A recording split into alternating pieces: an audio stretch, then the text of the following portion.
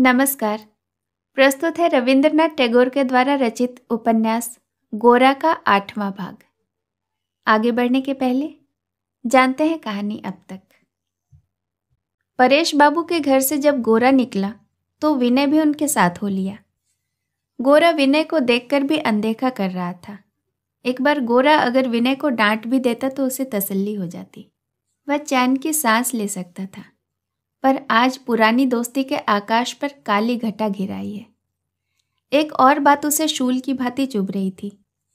परेश बाबू के घर पुराने परिचित की तरह उसे बैठे देखकर शायद गोरा को लग रहा होगा कि वह वहां हमेशा ही आता जाता है। परेश बाबू के परिवार के साथ संबंध को वह मूल्यवान समझता है, परंतु गोरा का बंधुत्व भी विनय के जीवन का अभिन्न अंग है। उसके बिना भी वह जीवन की कल्पना नहीं कर सकता, परंतु गोरा उसे छोड़कर आगे चला जाता है। दोनों की पुरानी दोस्ती में इतने बरसों के बाद आज व्याघात उपस्थित हुआ है। अगले दिन विनय फिर गोरा के घर पहुंचता है। इस बार गोरा विनय को आड़े हाथों लेता है और बहुत ही बेरुखी से उससे बातें करता है। गुस्से में फिर वह कहीं बाहर भी चला जाता है। विनय अनमना सा होकर उठता है। उसे लग रहा था कि गोरा उसे डांटेगा, फटकारेगा। उसने यह कभी नहीं सोचा था कि गोरा उसे अपने आप से इस तरह से दूर रखने का प्रयास करेगा। गोरा का सौतेला बड़ा भाई महिम विनय के पास आता है और उससे उसके सामने अपनी बेटी शशिमुखी के विवाह का प्रस्ताव रखता है। विनय पहले तो सकते में आ जाता है, लेकिन फिर यह सोचकर कि विवाह हो जाने पर गोरा उससे आत्मीयता के नाते अपने से दूर नहीं कर सकेगा, उसे विवाह की बात असंगत नहीं जान पड़ती है। खुश होकर वह गोरा से मिलने उसके घर निकलने ही वाला था कि रास्ते में परेश बाबू ने उसे अपने घर में बुला लिया और वहीं बातचीत में शाम हो गई। उन लोगों ने उसे अपने साथ उपासना गृह चलने का निमंत्रण दिया तो विनय भी उनके साथ हो लेता है। वहाँ गोरा विनय को इस परिवार के साथ देख लेता है, परंतु उसे फिर से अनदेखा करके आगे बढ़ जाता है। गोरा को मनाने के लिए विनय किसी भी हद तक झुक सकता है। इधर परेश बाबू के परिवार से हेलमेल के कारण उसका गोरा के घर आना जाना कम हुआ है, यह सोचकर वह खुद भी सहज नहीं है। इधर आनंदमयी मतलब गोरा की माँ भी गोरा को समझाती है कि विनय को उसकी शर्तों में बांधकर वह दोस्ती का अपमान कर रहा है। इसका भान होते ही गोरा तुरंत विनय से मिलने को निकलता है कि तब तक विनय खुद गोरा के घर आ चुका होता है। निर्जर चांदनी रात में दोनों में पहले भी खूब बातें हुई हैं, साहित्य की, जमाने की, समाज कल्याण की, लेकिन आज ऐसी बात पहले कभी नहीं हुई। विनय गोरा को सारी बातें खुलकर बताता है कि किस तरह उसके जीवन में प्रेम अंकुरित हो रहा है और वह ना तो उसको खोना चाहता है और ना ही गोरा को खोना चाहता है। विनय कहता है कि भले ही तुम्हें मेरी बातें ओछी लगे, तुम मेरा मजाक उड़ाओ, लेकिन तुमसे कभी कुछ छिपाया नहीं। गोरा के सिद्धांत विनय से अलग हैं। उसका अभी तक प्रेम और अनुराग से परिचय नहीं हुआ। विनय कहता है कि वह हर परिस्थिति में गोरा के साथ है। अब जानते हैं आगे की कहानी। वरदा सुंदरी ने परेश बाबू से पूछा, तुम सुचारिता का ब्याह नहीं करोगे? थोड़ी देर परेश बाबू अपने स्वाभाविक शांत गंभीर भाव से दाढ़ी सहलाते रहे, फिर मृदु स्वर में बोले, पात्र कहाँ है? वरदा सुंदरी बोली, क्यों? पान बाबू के साथ उसके विवाह की बात तो तय हो चुकी है। कम से कम हम लोग तो यही समझते हैं, सुचारिता भी यही समझती है। परेश बाबू बोले, मुझे तो ऐसा नहीं लगता कि राधा रानी को पान बाबू ठीक ठीक पसंद है। वरदा सुंदरी, देखो यही सब मुझे अच्छा नहीं लगता। सुचारिता को कभी मैंने अपनी लड़कियों से अलग नहीं माना, लेकिन इसीलिए ही यह भी कहना होगा कि उसमें ऐसी क्या असाधारण बात है। पान बाबू जैसे विद्वान धार्मिक आदमी को अगर वह पसंद है तो यह क्या यूं ही उड़ा देने की बात है? तुम जो कहो, मेरी लावण्य देखने में उससे कहीं सुंदर है, लेकिन मैं तुमसे कह देती हूँ, जिसे भी हम पसंद कर देंगे वह उससे ब्याह कर लेगी, कभी ना नहीं करेगी। तुम ही सुचारिता को अगर ऐसे सिर चढ़ाकर रखोगे तो उसके लिए पात्र मिलना मुश्किल हो जाएगा। इस पर परेश बाबू ने कुछ नहीं कहा। वह वरदा सुंदरी के साथ कभी बहस नहीं करते, खासकर सुचारिता के संबंध में। सतीश को जन्म देकर सुचारिता की माँ की मृत्यु हुई तब सुचारिता 7 बरस की थी। उसके पिता रामशरण हालदार ने पत्नी की मृत्यु के बाद ब्रह्म समाज अपनाया और पड़ोसियों के अत्याचार के कारण गांव को छोड़कर ढाका में आ बसे। वहीं पोस्ट ऑफिस में नौकरी करते हुए परेश बाबू के साथ उनकी घनिष्ठता हो गई। तभी से सुचारिता परेश बाबू को ठीक अपने पिता के समान ही मानती है। रामशरण की मृत्यु अचानक हो गई। अपनी वसीयत में अपना सब रुपया पैसा लड़के और लड़की के नाम करके वह उनकी देखभाल परेश बाबू को सौंप गए। सतीश और सुचारिता तभी से परेश बाबू के परिवार के हो गए। घर या बाहर के भी लोग सुचारिता के प्रति जब विशेष स्नेह या दिलचस्पी दिखाते तो वरदा सुंदरी को ठीक न लगता। फिर भी चाहे जिस भी कारण से हो, सुचारिता सभी से स्नेह और सम्मान पाती। वरदा सुंदरी की अपनी लड़कियां भी उसके स्नेह के लिए आपस में झगड़ती रहती। विशेषकर मंझली लड़की ललिता तो अपने ईर्ष्या पोषित स्नेह से सुचारिता को मानो दिन रात जकड़कर बांधे रखना चाहती थी। पढ़ने लिखने में उनकी लड़कियां उस जमाने की सब विदुषियों से आगे निकल जाएं, वरदा सुंदरी की यही कामना थी। उनकी लड़कियों के साथ बड़ी होती हुई सुचारिता भी उनसे ही कौशल प्राप्त कर ले, यह बात उनके लिए सुखकर नहीं थी। इसीलिए सुचारिता के स्कूल जाने के समय तरह तरह के विघ्न खड़े होते ही रहते हैं। इन सब विघ्नों के कारण को समझते हुए परेश बाबू ने सुचारिता का स्कूल छुड़ा दिया और स्वयं पढ़ाना आरंभ कर दिया। इतना ही नहीं, सुचारिता मानो विशेष रूप से उन्हीं की संगिनी हो गई। वह उनके साथ अनेक विषयों पर बातचीत करते, जहाँ जाते उसे साथ ले जाते। जब कहीं दूर रहने को मजबूर होते तब चिट्ठियों में अनेक प्रसंग उठाकर उनकी विस्तृत चर्चा किया करते। इसी ज्ञान के कारण सुचारिता का मन उसकी उम्र और अवस्था से कहीं आगे बढ़ गया था। उसके चेहरे पर और आचरण में जो एक सौम्य गंभीरता आ गई थी, उसे देखकर कोई उसे बालिका नहीं समझ सकता था। और लावण्य उम्र में उसके लगभग बराबर होने पर भी हर बात में सुचारिता को अपने से बड़ा मानती थी। यहाँ तक कि वरदा सुंदरी भी चाहने पर किसी तरह उसकी अवज्ञा नहीं कर सकती थी। श्रोता यह तो जान ही चुके हैं कि हरान बाबू मतलब पान बाबू बड़े उत्साही ब्रह्म थे। ब्रह्म समाज में सभी कामों में उनका सहयोग था। रात्रि पाठशाला में वह शिक्षक थे, पत्र के संपादक थे, स्त्री विद्यालय के सेक्रेटरी थे। वह मानो काम से थकते ही न थे। एक दिन यह युवक ब्रह्म समाज में बहुत ऊंचा स्थान पाएगा, इसका सभी को विश्वास था। विशेष रूप से अंग्रेजी भाषा पर उनके अधिकार और दर्शन शास्त्र में उनकी गहरी पैठ की ख्याति विद्यालय के छात्रों के द्वारा ब्रह्म समाज के बाहर भी फैल गई थी। इन्हीं सब कारणों से सुचारिता भी दूसरे ब्रह्म लोगों की तरह हरान बाबू को विशेष श्रद्धा से देखती थी। ढाका से कलकत्ता आते समय हरान बाबू से परिचय के लिए उसके मन में विशेष उत्सुकता भी थी। अंत में इन्हीं सुप्रसिद्ध हरान बाबू के साथ सुचारिता का न केवल परिचय हुआ, बल्कि थोड़े ही दिनों में सुचारिता के प्रति अपने हृदय के आकर्षण को प्रकट करने में भी हरान बाबू को संकोच न हुआ। उन्होंने स्पष्ट रूप से सुचारिता के सामने प्रणय निवेदन किया हो ऐसी बात नहीं थी, किंतु सुचारिता की सब प्रकार की अपूर्णता पूरी करने, उसकी कमियों का संशोधन करके उसका उत्साह बढ़ाने और उसकी उन्नति के साधन जुटाने का काम वह ऐसे मनयोग से करने लगे कि सभी ने यह समझ लिया कि वह विशेष रूप से इस कन्या को अपने लिए उपयुक्त संगिनी के रूप में तैयार करना चाहते हैं। इस बात से हरान बाबू के प्रति वरदा सुंदरी की पहले ही श्रद्धा खत्म हो गई। वह उन्हें मामूली स्कूल मास्टर मानकर उनकी अवज्ञा करने की कोशिश करने लगी। जब सुचारिता ने भी यह जान लिया कि विख्यात हरान बाबू के चित्त पर उसने विजय पाई है, तब उसे मन ही मन भक्ति मिश्रित गर्व का अनुभव हुआ। प्रधान पक्ष की ओर से कोई प्रस्ताव न आने पर भी सबने यह तय कर लिया कि हरान बाबू के साथ ही सुचारिता का विवाह ठीक हो गया है। तब मन ही मन सुचारिता ने भी हामी भर दी थी और हरान बाबू ने ब्रह्म समाज के जनहितों के लिए अपना जीवन उत्सर्ग किया है। उनके उपयुक्त होने के लिए उसे कैसे ज्ञान और साधना की आवश्यकता होगी, उसके लिए यह विशेष उत्सुकता का विषय हो गया था। वह किसी मनुष्य से विवाह करने जा रही है, इसका हृदय से उसने कभी अनुभव नहीं किया। मानो वह समूचे ब्रह्म समाज के महान मंगल से ही विवाह करने जा रही हो और बहुत से ग्रंथ पढ़कर मंगल विद्वानमय हो गया हो तथा तत्व ज्ञान के कारण बहुत गंभीर भी। विवाह की कल्पना उसके लिए मानो बहुत बड़ी जिम्मेदारी की घबराहट के कारण रचा हुआ एक पत्थर का किला हो गई।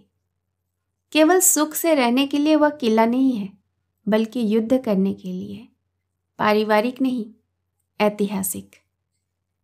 ऐसी स्थिति में ही विवाह हो जाता तो कम से कम कन्या पक्ष के सभी लोग हमें बहुत बड़ा सौभाग्य मानकर ही ग्रहण कर लेते। किंतु हरान बाबू जीवन के अपने ही बनाए हुए महान उत्तरदायित्व को इतना बड़ा करके देखते थे कि केवल अच्छा लगने के कारण आकर्षित होकर विवाह करने को वे अपने लिए योग्य नहीं मानते थे। ब्रह्म समाज को इस विवाह के द्वारा कहाँ तक लाभ होगा, इसका पूरा विचार किए बिना वह इस ओर प्रवृत्त नहीं हो सकते थे। इसीलिए उन्होंने इसी नजरिए से सुचारिता की परीक्षा लेनी आरंभ कर दी। हरान बाबू परेश बाबू के घर में सबके सुपरिचित हो गए। उनके अपने लोग उन्हें पान बाबू कहकर बुलाते हैं, इसलिए इस घर में भी उनका वही नाम चलने लगा। अब उन्हें केवल अंग्रेजी विद्या के भंडार, तत्व ज्ञान के आधार और ब्रह्म समाज के मंगल के अवतार के ही रूप में देखना काफी न रहा। वह मनुष्य भी है, यही परिचय सबसे निकटतम परिचय हो गया। इस तरह वह केवल श्रद्धा और सम्मान के अधिकारी न रहकर अच्छा और बुरा लगने के नियम के अधीन हो गए। विस्मय की बात यह थी कि पहले दूर से हरान बाबू की जो प्रवृत्ति सुचारिता की श्रद्धा पाती थी, निकट आने पर वही अब उसे अखरने लगी। ब्रह्म समाज में जो कुछ सत्य, मंगल और सुंदर है, हरान बाबू द्वारा उस सब का मानो पालक बनकर उसकी रक्षा का भार लेने पर उसे बहुत ही छोटे जान पड़े। मनुष्य का सत्य के साथ संबंध भक्ति का संबंध है। वह भक्ति स्वभावतया मनुष्य को विनयशील बना देती है। ऐसा न होने पर वह संबंध वहाँ मनुष्य को उद्यत और अहंकारी बनाता है। वहाँ मनुष्य उस सत्य की तुलना में अपने ओछेपन को बहुत स्पष्ट प्रकाशित कर देता है। सुचारिता इस मामले में मन ही मन परेश बाबू और हरान के अंतर की समीक्षा किए बिना नहीं रह सकी। ब्रह्म समाज से जो कुछ परेश बाबू ने पाया है, उसके सम्मुख मानो वह सदा नतमस्तक है। वह उसे लेकर जरा भी प्रगल्भ नहीं होते। उसकी गहराई में उन्होंने अपने जीवन को डुबो दिया है। परेश बाबू की शांत मुख छवि देखने पर जिस सत्य को हृदय में वह धारण किए हैं, उसकी महत्ता आंखों के सामने आती है। हरान बाबू किंतु वैसे हैं। उनमें ब्रह्मत्व नाम का एक तीव्र आत्म प्रकाश बाकी सब कुछ के ऊपर छा जाता है और उनकी प्रत्येक बात तथा उनके प्रत्येक काम में अशोभन ढंग से प्रकट हो जाता। इससे संप्रदाय में उनका सम्मान बढ़ा। किंतु परेश बाबू की शिक्षा के प्रभाव से सुचारिता सांप्रदायिक संकीर्णता में नहीं बन सकी। इसीलिए हरान बाबू की यह एकाकी ब्राह्मणता उसकी स्वाभाविक मानवता को ठेस पहुंचाती थी। हरान बाबू समझते थे कि धर्म साधना के कारण उनकी दृष्टि इतनी स्वच्छ व तेज हो गई है कि दूसरे सब लोगों का भला बुरा, झूठ सच व सहज ही समझ सकते हैं। इसलिए वह सदा हर किसी का विचार करने को तैयार रहते। विषयी लोग पर निंदा और नुक्ताचीनी करते रहते हैं, लेकिन जो धार्मिक भाषा में यह काम करते हैं, उसके इस निंदा के साथ एक तरह का आध्यात्मिक अहंकार भी मिला रहता है, जो संसार में बहुत बड़ा उपद्रव पैदा कर देता है। उस भाव को सुचारिता बिल्कुल नहीं सह सकती थी। उसके मन में ब्रह्म संप्रदाय के बारे में कोई गर्व न हो ऐसा नहीं था, किंतु ब्रह्म समाज में जो लोग बड़े हैं वे ब्रह्म होने के कारण ही एक विशेष शक्ति पाकर बड़े बने हैं, या किसी ब्रह्म समाज के बाहर जो चरित्रभ्रष्ट लोग हैं वे ब्रह्म न होने के कारण ही विशेष रूप से शक्तिहीन होकर बिगड़ गए हैं। इस बात को लेकर हरान बाबू से सुचारिता की कई बार बहस हो जाती थी। ब्रह्म समाज के मंगल की आड़ लेकर विचार करने बैठकर हरान बाबू जब परेश बाबू को भी अपराधी ठहराने से नहीं चूकते थे, तब सुचारिता मानो आहत नागिन से तिलमिला उठती थी। बंगाल में उन दिनों अंग्रेजी पढ़े लिखे लोगों में भगवत गीता को लेकर बातचीत नहीं होती थी, लेकिन परेश बाबू सुचारिता के साथ कभी कभी गीता पढ़ते थे।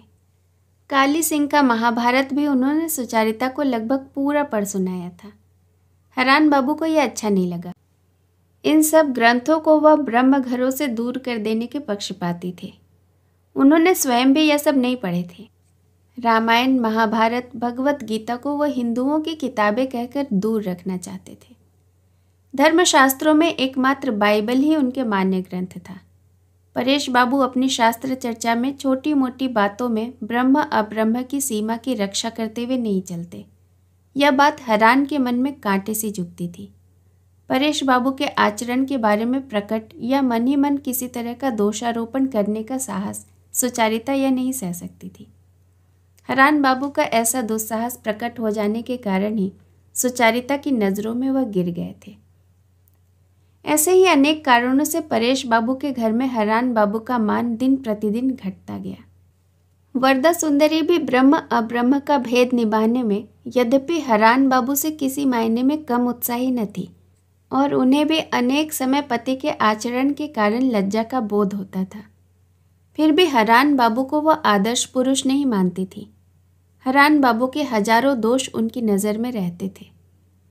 हरान बाबू की सांप्रदायिक उत्साह के अत्याचार और नीरस संकीर्णता से भीतर ही भीतर सुचारिता का मन प्रतिदिन उनसे विमुख होता जाता था। फिर भी उसका विवाह हरान बाबू से ही होगा, इस संबंध में किसी पक्ष के मन में कोई विघ्न या संदेह नहीं था। धर्म समाज की दुकान में जो व्यक्ति अपने ऊपर बड़े बड़े अक्षरों में बहुत ऊंचे दाम का लेबल लगाए रहता है, धीरे धीरे अन्य लोग भी उसका महंगापन स्वीकार कर लेते हैं। इसीलिए न तो स्वयं हरान बाबू के और न ही किसी और के मन में इस बारे में कोई शंका थी कि अपने महान संकल्प के अनुसार चलते हुए अच्छी तरह परीक्षा करके सुचारिता को पसंद कर लेने पर हरान बाबू के निश्चय को सभी लोग सिर आंखों पर नहीं लेंगे। और तो और परेश बाबू ने भी हरान के दावे को अपने मन में आग्राह्य नहीं माना था। सभी लोग हरान बाबू को ब्रह्म समाज का भावी नेतृत्व मानते थे। वह भी इसके विरुद्ध न सोचकर हामी भर देते थे। इसीलिए उनके लिए भी विचारणीय बात यही थी कि हरान बाबू जैसे आदमी के लिए सुचारिता उपयुक्त होगी या नहीं। सुचारिता के लिए हरान बाबू कहाँ तक उपयुक्त होंगे, यह भी उन्होंने नहीं सोचा था। इस विवाह के सिलसिले में और किसी ने जैसे सुचारिता की कोई बात सुनना जरूरी नहीं समझा, वैसे ही अपनी बात सुचारिता ने भी नहीं सोची। ब्रह्म समाज के और सब लोगों की तरह उसने भी सोच लिया था कि हरान बाबू जिस दिन कहेंगे कि मैं इस कन्या को ग्रहण करने को तैयार हूँ, वह उसी दिन इस विवाह के रूप में अपने महान कर्तव्य को स्वीकार कर लेगी। सब ऐसे ही चलता जा रहा था। इसी मध्य उस दिन गोरा को उपलक्ष्य करके हरान बाबू के साथ सुचारिता का 2-4 कड़ी बातों का जो आदान प्रदान हो गया था, उसका सुर समझकर परेश बाबू के मन में शंका उठी कि सुचारिता शायद हरान बाबू पर यथेष्ट श्रद्धा नहीं करती, या शायद दोनों के स्वभाव में मेल न होने के कारण ऐसा है। इसीलिए जब वरदा सुंदरी विवाह के लिए जोर दे रही थी, तब परेश बाबू पहले की तरह हामी नहीं भर सके। उसी दिन वरदा सुंदरी ने अकेले में सुचारिता को बुलाकर पूछा, तुमने तो अपने पिता को सोच में डाल दिया है। सुनकर सुचारिता चौंक उठी। भूल से भी वह परेश बाबू के दुख का कारण बने, इससे अधिक कष्ट की बात उसके लिए और हो ही नहीं सकती थी। उसका चेहरा फीका पड़ गया। उसने पूछा, क्यों, मैंने क्या किया है? वरदा सुंदरी, मैं क्या जानूं बेटी, उन्हें लगता है पान बाबू तुम्हें पसंद नहीं। ब्रह्म समाज के सभी लोग जानते हैं कि पान बाबू के साथ तुम्हारा विवाह एक तरह से पक्का हो चुका है। ऐसे हालात में अगर तुम। सुचारिता, लेकिन माँ, इस बारे में तो मैंने किसी से कोई बात ही नहीं की। सुचारिता का आश्चर्य करना स्वाभाविक ही था। वह हरान बाबू के व्यवहार से कई बार क्रोधित अवश्य हुई है, किंतु विवाह प्रस्ताव के विरुद्ध उसने कभी मन ही मन कुछ भी नहीं सोचा। इस विवाह से वह सुखी होगी या दुखी होगी, उसके मन में यह सवाल भी कभी नहीं उठा, क्योंकि वह जानती थी कि सुख दुख की दृष्टि से इस विवाह पर विचार नहीं किया जा सकता। तब उसे ध्यान आया कि परेश बाबू के सामने ही उस दिन उसने पान बाबू के प्रति अपनी विरक्ति प्रकट की थी। इसी से वे उद्विग्न हुए हैं, यह सोचकर उसे दुख हुआ। ऐसा असंयम उससे पहले तो कभी नहीं हुआ था। उसने मन ही मन तय किया कि अब फिर कभी ऐसी भूल न होगी। उधर उसी दिन हरान बाबू भी कुछ देर बाद फिर आ पहुँचे। उनका मन भी चंचल हो उठा था। इतने दिनों से उनको विश्वास था कि मन ही मन सुचारिता उनकी पूजा करती है, और इस पूजा का अर्थ और भी संपूर्णता से उनको मिलता अगर अंध संस्कार के कारण बूढ़े परेश बाबू के प्रति सुचारिता की अंधभक्ति न होती। परेश बाबू के जीवन में अनेक कमियां दिखने पर भी सुचारिता मानो उन्हें देवता ही समझती है। इस पर मन ही मन हरान बाबू को हंसी भी आती तथा खींच भी होती थी। फिर भी उन्हें आशा थी कि यथा समय मौका पाकर वह इस अत्यधिक भक्ति को ठीक राह पर ला सकेंगे। जो हो, जब तक हरान बाबू अपने को सुचारिता की भक्ति का पात्र समझते रहे, तब तक उसके छोटे छोटे कामों और आचरण की भी केवल समालोचना करते रहे और सदा उसे उपदेश देकर अपने ढंग से गढ़ने की कोशिश करते रहे। विवाह के बारे में कोई बात साफ उन्होंने नहीं की। उस दिन सुचारिता की दो एक बातें सुनकर सहसा जब उनकी समझ में आ गया कि वह भी उन पर विचार करने लगी है, तब से उनके लिए अपना अविचल गांभीर्य और स्थिरता बनाए रखना दूभर हो गया। इधर सुचारिता से एक दो बार जो उनकी भेंट हुई है, उसमें वह पहले की तरह अपने गौरव को स्वयं अनुभव या प्रकाशित नहीं कर सके हैं, बल्कि सुचारिता के साथ उनकी बातचीत और व्यवहार में कुछ झगड़े का सा भाव दिख पड़ता है। इसे लेकर वह अकारण ही या छोटे छोटे कारण ढूंढकर नुक्ताचीनी करते रहते हैं। इस मामले में भी सुचारिता की अविचल उदासीनता से मन ही मन उन्हें हार माननी पड़ती है और घर लौटकर अपनी मान हानि पर वह पछता रहे होते हैं। जो हो, सुचारिता की श्रद्धाहीनता के एक दो लक्षण प्रकट देखकर हरान बाबू के लिए अब बहुत समय स्थिर होकर उसके परीक्षक के आसन पर बैठे रहना मुश्किल हो गया। इससे पहले परेश बाबू के घर वह यूं बार बार नहीं आते जाते थे। कोई यह न समझे कि सुचारिता के प्रेम में वह चंचल हो उठे हैं, इस आशंका से वह सप्ताह में केवल एक ही बार आते थे और अपनी गरिमा में ऐसे मंडित रहते मानो सुचारिता उनकी छात्र हो। लेकिन इधर कुछ दिनों से न जाने क्या हुआ है कि कोई भी छोटा मोटा बहाना लेकर हरान बाबू दिन में एक से अधिक बार आए हैं और उससे भी छोटा बहाना बनाकर सुचारिता के करीब आकर बातें करने की चेष्टा करते रहे हैं। इससे परेश बाबू को भी दोनों को अच्छी तरह पर्यवेक्षण करने का अवसर मिल गया और इससे उनका संदेह क्रमशः दृढ़ ही होता गया। आज हरान बाबू के आते ही उन्हें अलग बुलाकर वरदा सुंदरी ने पूछा, अच्छा पान बाबू, सभी लोग कहते हैं कि हमारी सुचारिता से आप विवाह करेंगे, लेकिन आपके मुंह से तो हमने कभी यह बात नहीं सुनी। अगर सचमुच आपका ऐसा अभिप्राय हो तो आप साफ साफ क्यों नहीं कह देते। अब हरान बाबू और देर नहीं कर सके। अब सुचारिता को वह किसी तरह के बंधन में कर ले तभी निश्चिंत होंगे। उनके प्रति उसकी भक्ति की और ब्रह्म समाज के हित के लिए उसकी योग्यता की परीक्षा फिर कभी की जा सकेगी। वरदा सुंदरी से उन्होंने कहा, कहने को आवश्यक नहीं है मानकर मैंने नहीं कहा। सुचारिता के 18 वर्ष पूरे होने का इंतजार कर रहा था। वरदा सुंदरी बोली, आप तो ज़रूरत से ज़्यादा सोचते हैं। हम लोग तो 14 वर्ष की उम्र विवाह के लिए काफ़ी समझते हैं। उस दिन परेश बाबू चाय के समय सुचारिता का व्यवहार देखकर चकित रह गए। बहुत दिनों से सुचारिता के हरान बाबू के लिए इतना जतन और आग्रह नहीं दिखाया गया था। यहाँ तक कि जब वह जाने को उठे तब लावण्य की शिल्पकारी का एक नमूना दिखाने की बात कहकर सुचारिता ने उनसे और कुछ देर बैठने का अनुरोध किया। परेश बाबू निश्चिंत हो गए। उन्होंने मान लिया कि उनसे समझने में भूल हुई थी, बल्कि मन ही मन वह थोड़ा हंसे भी। उन्होंने सोचा कि दोनों में हल्का फुल्का कोई प्रणय कला हुआ होगा, अब फिर से सुलह हो गई है। विदा होते समय उस दिन हरान बाबू ने परेश बाबू के सम्मुख विवाह का प्रस्ताव रख दिया। उन्होंने यह भी जता दिया कि इस संबंध में और देर करने की उनकी मंशा नहीं है। कुछ अचरज करते हुए परेश बाबू ने कहा, लेकिन आपका तो मत है कि 18 वर्ष से कम उम्र की लड़की का विवाह करना अनुचित है, बल्कि आपने तो अखबारों में भी ऐसा लिखा है।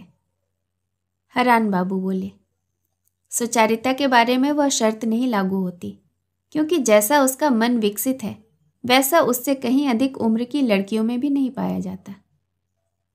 शांत दृढ़ता के साथ परेश बाबू ने कहा, वह होगा पान बाबू, लेकिन जब कोई हानि नहीं दिख पड़ती तब आपके मन के अनुसार राधा रानी की उम्र पूरी होने तक की प्रतीक्षा करना ही हमारा प्रथम कर्तव्य है। अपनी दुर्बलता से साक्षात हो जाने पर लज्जित हरान बाबू ने कहा, वह अवश्य ही कर्तव्य है। मेरी इतनी ही इच्छा है कि एक दिन सबको बुलाकर भगवान का नाम लेकर संबंध पक्का कर दिया जाए। परेश बाबू ने कहा, यह तो बहुत अच्छा प्रस्ताव है। गोरा ने 2-3 घंटे की नींद के बाद जागकर देखा कि विनय पास ही सोया हुआ है। देखकर उसका हृदय आनंद से भर उठा। शेष कहानी अगले भाग में। रविंद्रनाथ टैगोर द्वारा रचित गोरा में मेरे साथ बने रहने के लिए आपका बहुत बहुत धन्यवाद। अगला भाग लेकर जल्द उपस्थित होंगी। धन्यवाद।